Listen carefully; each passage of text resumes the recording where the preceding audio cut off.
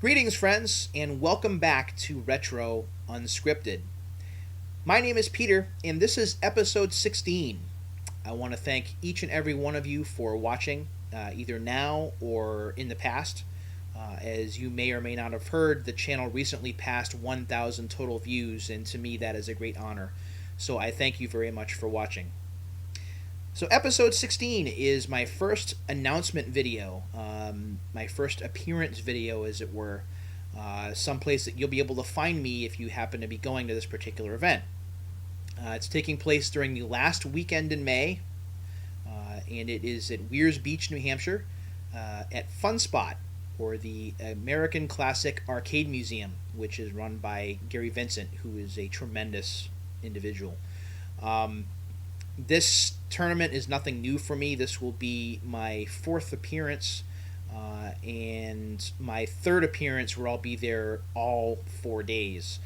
The first time that I visited back in 2000, I was only there for 1 day, and I only got to try a few games. Then in 2001, I set my first Twin Galaxies recognized record, which was in a coin-op called Seawolf from Midway, which was a submarine shooter complete with periscope.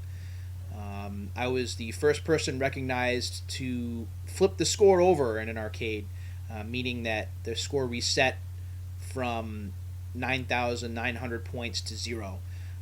I was the first person to do that, and I wound up with a total score of 10,800, which stood as the record for 6 or 7 years, maybe a little bit longer. I'll have to check. It doesn't stand anymore. There was an individual who bypassed my score and got a perfect score, kind of similar to what Billy Mitchell did with Pac-Man. So now the score can't be beaten, it can only be tied. So kudos to that individual. But that was the first record that I had, and I did that in 2001. Then in 2002, when I returned, I set another mark on a game called Mania Challenge, which is a companion game to Mat Mania, a wrestling game. That score still stands today. That's a record that's still recognized today through Twin Galaxies, even though Twin Galaxies is in a state of flux, to say the very least, at the current time, which is unfortunate. So I'm very excited to be returning to Funspot. I'm very excited to be back in the presence of some of the best arcade video game players this planet has ever seen. It is an honor, and it's really a big deal. I've had the pleasure of meeting several world record holders in my time visiting Funspot, and it'll be great to catch back up with these people when I visit in May/June. So again, if you visit funspotnh.com, there'll be a little placard there, a little banner there showing to save the date, and that'll take you to Gary's arcade or American Classic Arcade Museum website. If you visit there, there'll be updates as to what's going to be happening for the tournament, probably sometime in April. That's when Gary put it together last year. So we'll see what happens. But I'm definitely going to be there. The hotel is booked, and now starts the process of figuring out what game or games I want to practice between now and the time that I get up there, and see if I have a shot of possibly getting into the record book again, even though the record book is kind of up in the air at this point. It'll be interesting to see if I can compete with some of the really, really talented people that will be there. As you know, I'm a big arcade rat. Arcade games are my favorites. Did a lot of my growing up in arcades. Spent almost all of the 1980s in some way, shape, or form involved with arcade games. Wherever there was an arcade game or a coin-op, I was either around watching or playing.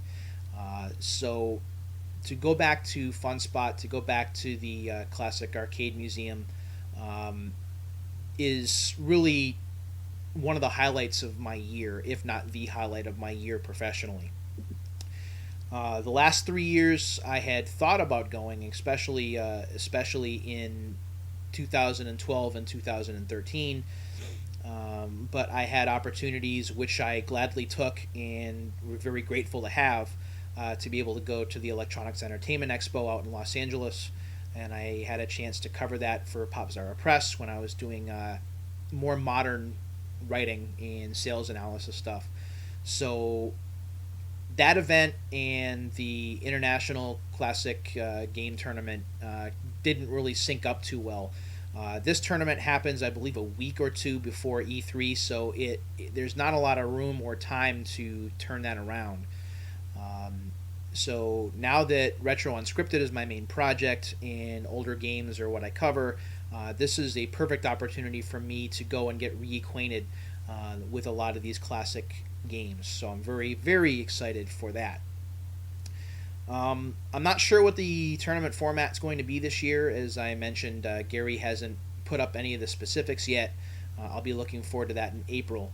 The years in the past that I've gone, while I took part in the overall tournament, which basically sets aside a series or set of arcade games, and you kind of get scored as a combination of all of those. I actually usually picked 2 or 3 games that I thought I could do well on and tried to set or best the record on those. Seawolf was never a very popular game, and certainly not in this day and age. A lot of people don't even remember what it is. And the same goes for Mania Challenge. I know that skill-wise, I am nowhere near good enough to hang with the Billy Mitchells and Adam Woods of the world, who are just fantabulous players. So I kind of, in order to get my name etched in the record books and in order to get myself any kind of recognition, I go after games that aren't necessarily as popular, but still you can be recognized for talent in those specific games. One example of a game that I played because hardly anyone remembers it or played it is Alpine Ski, which is what you see playing on the GX TV behind me. Those of you who haven't played Alpine Ski before, if you can get your hands on Taito Legends Volume 2 for the PlayStation 2 or original Xbox, you too can have a chance to play this game at home.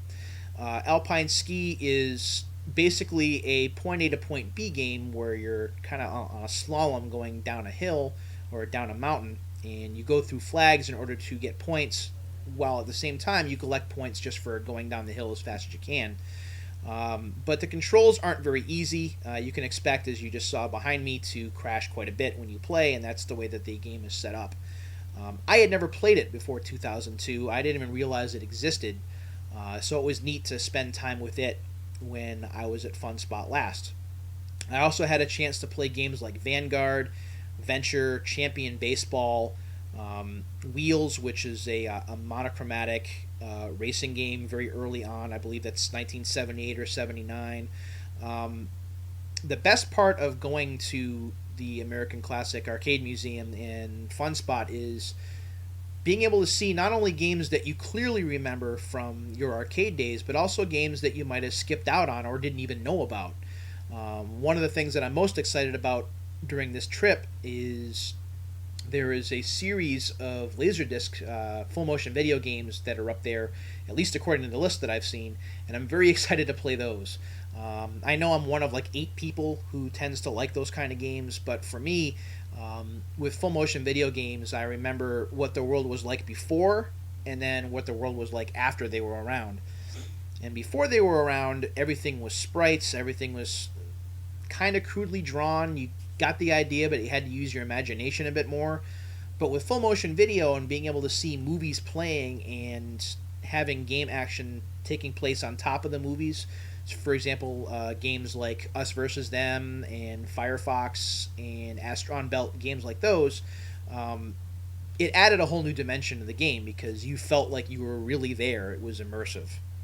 So I'm looking forward to playing those and countless other games. I don't know how I'm going to fit all of the games they have up there into just 4 days, but I'm certainly going to try.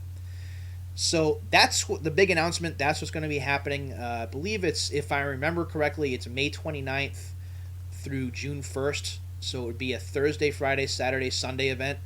I'll put the link to Funspot's website below. If you live anywhere here in New England, I can't recommend going to the event enough.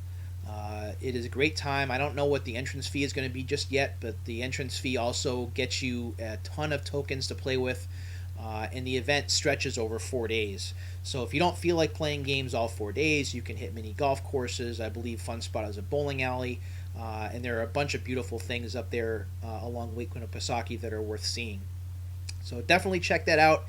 If you want to meet me, that is going to be the place to do it. Although I'm sure you've seen my face more than enough on the YouTube channel, so perhaps that will be more than enough. We'll see. But I'd love to meet you up there.